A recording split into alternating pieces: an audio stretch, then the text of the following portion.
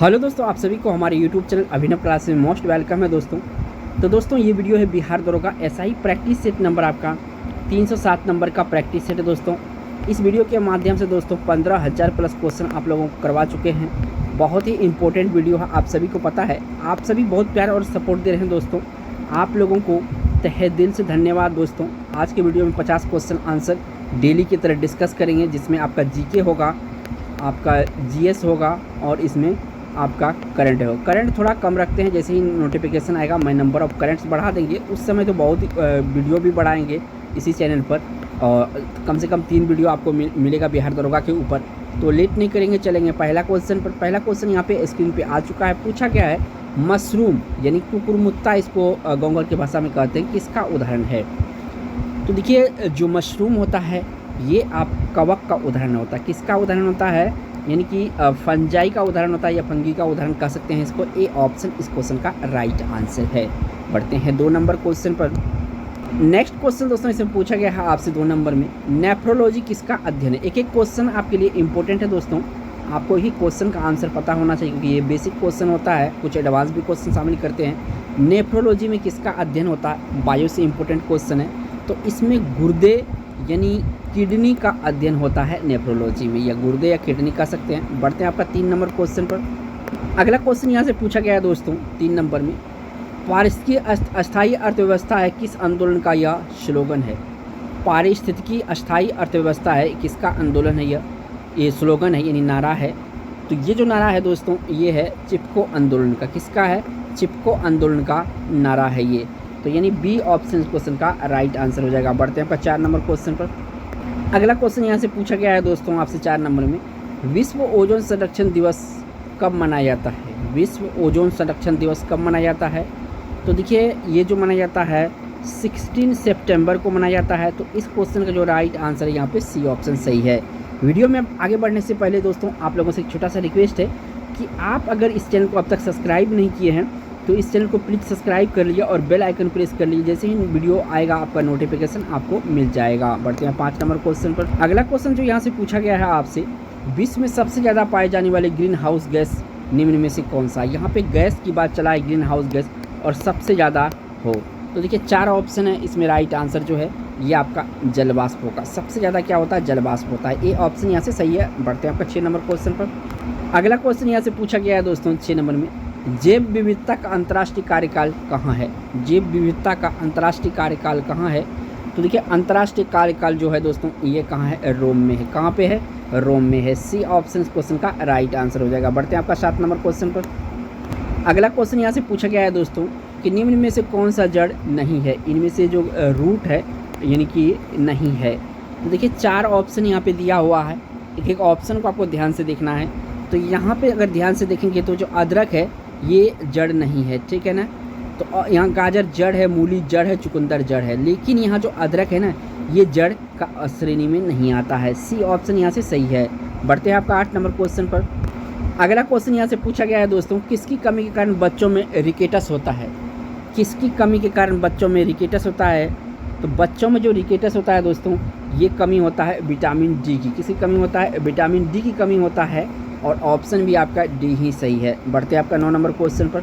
अगला क्वेश्चन यहाँ से पूछा गया है दोस्तों 9 नंबर में, मानव पित्त यानी बाइल जिसको कहते हैं, जो एक पीले हरे रंग का तरल है, इसकी प्रकृति क्या है। अच्छा क्वेश्चन है ये। क्वेश्चन देखिए अच्छा है, पिछले ईयर का जो एग्ज़ाम हुआ था उसमें पूछा गया था कि जो बाइल है इसकी प्रकृति क्या है। तो बाइल की प्रकृति होता है दोस्तों अम्लीय होता है। क्या होता है, अम्लीय होता है।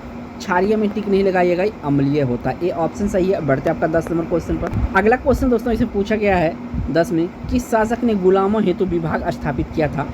तो देखिए गुलामों हेतु विभाग जो स्थापित किया था दोस्तों ये किया गया था फिरोज शाह तुगलक के समय।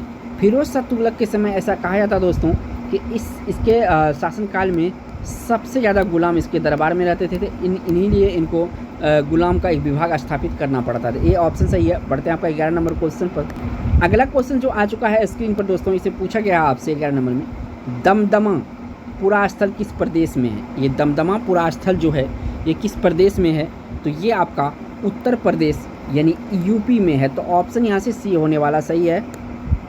अगला क्वेश्चन यहाँ से पूछा गया है दोस्तों 12 नंबर में, भारत में सिंचाई का सबसे लंबी नहर का क्या नाम है? तो यहाँ भारत में सबसे जो लंबी नहर है इंदिरा गांधी नहर है, यानी सी ऑप्शन इस क्वेश्चन का राइट आंसर है इंदिरा गांधी नहर। अगला क्वेश्चन यहाँ से कंप्यूटर रिलेटेड क्वेश्चन है कि निम्न में से कौन सा एक छोटे सिंगल साइट नेटवर्क को संदर्भित करता है या दर्शाता है? सबसे छोटे नेटवर्क साइट इनमें से कौन है? सीधा सीधा अगर कहा जाए तो सबसे छोटा साइट जो है दोस्तों इसमें लेन है।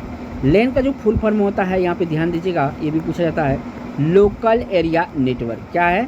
लोकल एरिया नेटवर्क इसका जो है फुल फॉर्म होता है, यानी ये ऑप्शन सही है। बढ़ते हैं आपका 14 नंबर क्वेश्चन पर। अगला क्वेश्चन यहाँ से पूछा गया है दोस्तों 14 नंबर में, द्वंद्व न्याय शब्द किसका संकेत करता है?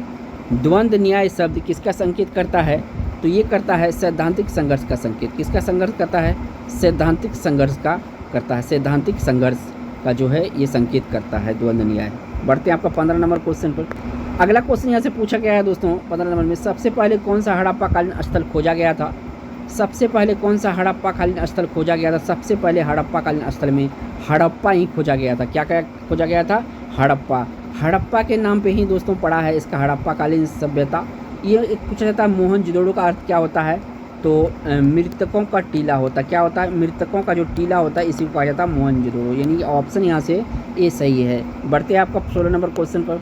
अगला क्वेश्चन यहाँ से पूछा गया है दोस्तों 16 नंबर में, बांग्लादेश की मुक्ति के समय पाकिस्तान के शासक कौन थे? बांग्लादेश के मुक्ति के समय पाकिस्तान के शासक कौन थे? तो ये थे दोस्तों याहया खान। कौन थे? याहया खान जो है जब बांग्लादेश मुक्ति हो रहा था यानी आज़ाद हो रहा था, पाकिस्तान के जो शासक थे ये थे याहया खान। बी ऑप्शन यहाँ से सही है। बढ़ते हैं आपका 17 नंबर क्वेश्चन पर। अगला क्वेश्चन यहाँ से पूछा गया है दोस्तों 17 नंबर में, गौतम बुद्ध के संबंध में सभी कथन सही है लेकिन एक के छोड़ के, यानी कि इनमें से कौन सा कथन गलत है वो चुनना है। तो देखिए उनका जन्म लुम्बिनी में हुआ था, ये गलत है। उनका मृत्यु कुशीनगर में हुआ था, बिल्कुल गलत है। उन्हें ज्ञान की प्राप्ति राजगिरी में, बिल्कुल प्राप्त है। उनका जो उन्हें ज्ञान की जो प्राप्ति हुई थी दोस्तों ये कहाँ पे हुई थी? तो ये इसका ज्ञान की प्राप्ति इसको बोध गया में हुई थी। कहाँ पे हुई थी? बोध गया में इसको ज्ञान की प्राप्ति हुई थी। डी ऑप्शन सही है इस क्वेश्चन का राइट आंसर। अगला क्वेश्चन यहाँ से पूछा गया है दोस्तों 18 नंबर में, भारतीय संविधान किस भाग में संघीय न्यायपालिका का उल्लेख है? संघीय न्यायपालिका जो उल्लेख है भारतीय संविधान के किस भाग में है? तो भाग 5 में है। किस में है? भाग 5 में है ये उल्लेख। डी ऑप्शन सही है। अगला क्वेश्चन यहाँ पे 19 नंबर का है, पूछा गया है वैदिक लोगों द्वारा किस धातु का प्रयोग सबसे पहले किया गया था? तो सबसे पहले जो दोस्तों ये क्वेश्चन बार बार रिपीट हो रहा है, ठीक है ना, पलट पलट के पूछा जा रहा है। तांबा का प्रयोग सबसे पहले हुआ था। किसका प्रयोग? तांबा का प्रयोग। तो ऑप्शन यहाँ से डी सही है।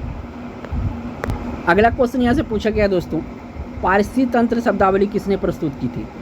पारिस्थितिकी तंत्र शब्दावली किसने प्रस्तुत की थी? तो ये शब्द जो प्रस्तुत किया था दोस्तों ये किया था A.G. टेंसले। कौन किया था? पारिस्थितिकी या इन्वायरमेंट शब्द का जो प्रस्तुत किया गया था A.G. टेंसले के द्वारा किया गया था।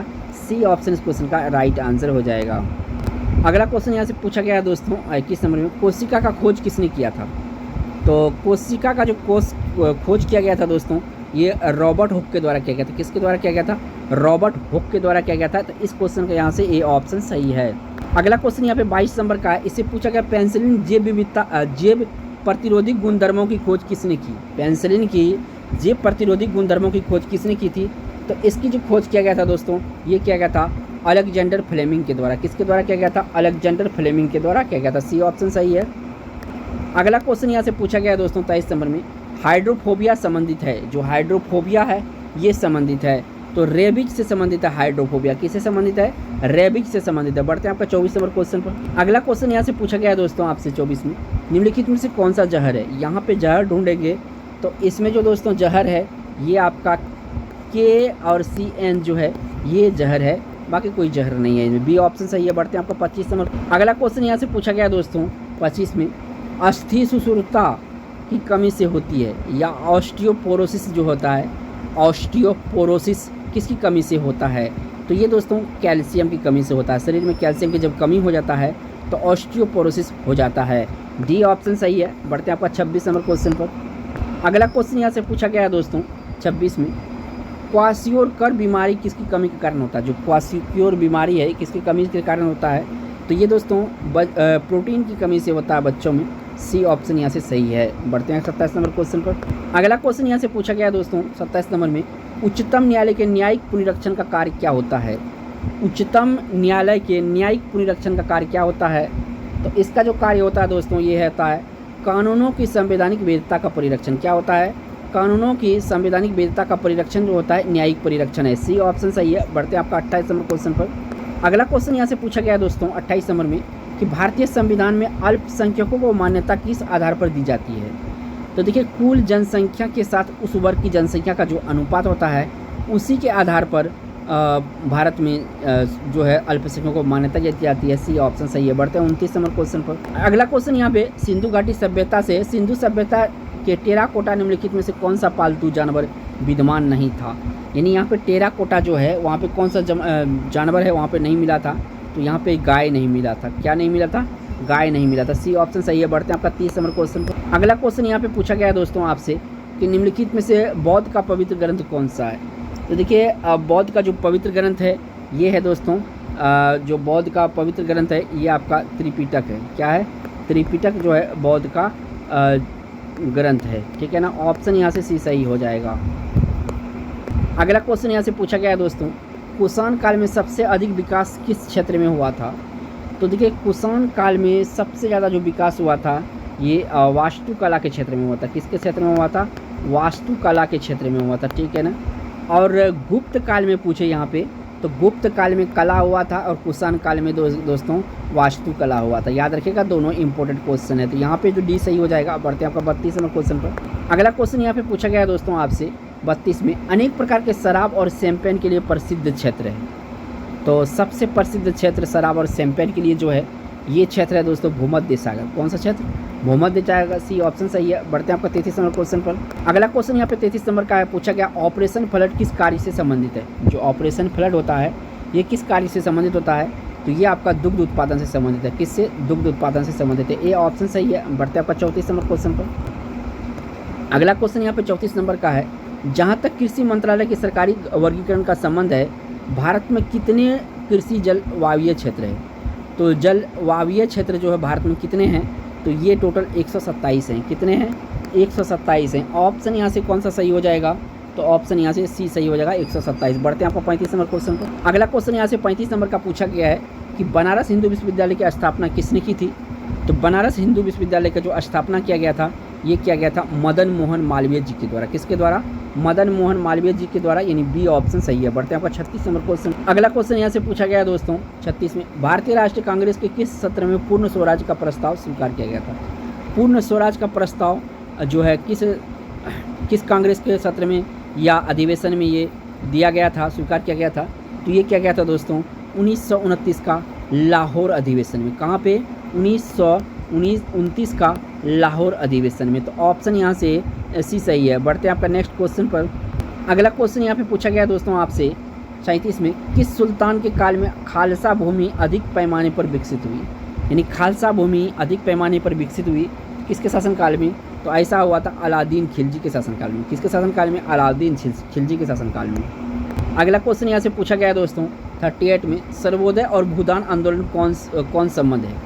तो जो सर्वोदय और भूदान आंदोलन से संबंध है इनमें किसका संबंध है? तो इनमें दोस्तों आचार्य विनोबा भावे जो है सर्वोदय और भूदान आंदोलन से संबंध रखते थे। डी ऑप्शन सही है इस क्वेश्चन का। बढ़ते हैं 39 नंबर क्वेश्चन। अगला क्वेश्चन यहाँ पे पूछा गया दोस्तों 39 नंबर में निम्न में से कौन सा हार्डवेयर का उदाहरण नहीं है? माउस है, प्रिंटर है, मॉनिटर है, एक्सेल। एक्सेल जो है ये आपका एमएस वर्ड होता है इन्हीं का भाग है ये। ठीक है ना। एक्सेल एक एप्लीकेशन सॉफ्टवेयर होता है। तो डी ऑप्शन सही है क्योंकि ये हार्डवेयर नहीं है सॉफ्टवेयर है। बढ़ते हैं आपका नेक्स्ट क्वेश्चन पर। अगला क्वेश्चन यहाँ से पूछा गया दोस्तों 40 में एम्पियर किसकी इकाई है? जो एम्पियर होता है ये किसकी इकाई है? तो एम्पियर जो है दोस्तों ये आपका विद्युत धारा की इकाई होता है यानी इलेक्ट्रिक करंट का इकाई होता है। बी ऑप्शन सही है। बढ़ते हैं 41 नंबर क्वेश्चन पर। अगला क्वेश्चन यहाँ पे 41 नंबर का पूछा गया निम्न में से कौन सी सदिश राशि है? यहाँ पे पूछा है सदिश राशि कौन सी है?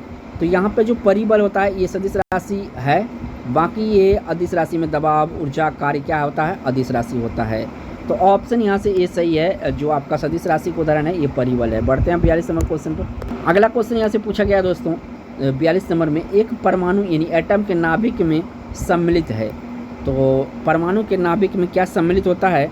तो परमाणु का जो नाभिक होता है जो उसमें सम्मिलित होता है दोस्तों न्यूट्रॉन और प्रोटॉन। क्या होता है?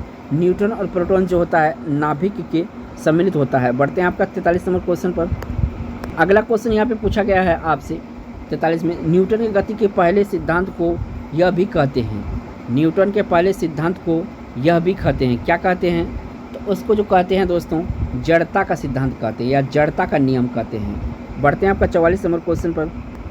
अगला क्वेश्चन यहाँ से पूछा गया दोस्तों 40 में, एक महान रोमानी नाटक कादम्बरी का लेखक थे। तो इसमें पूछा है दोस्तों कादम्बरी के लेखक।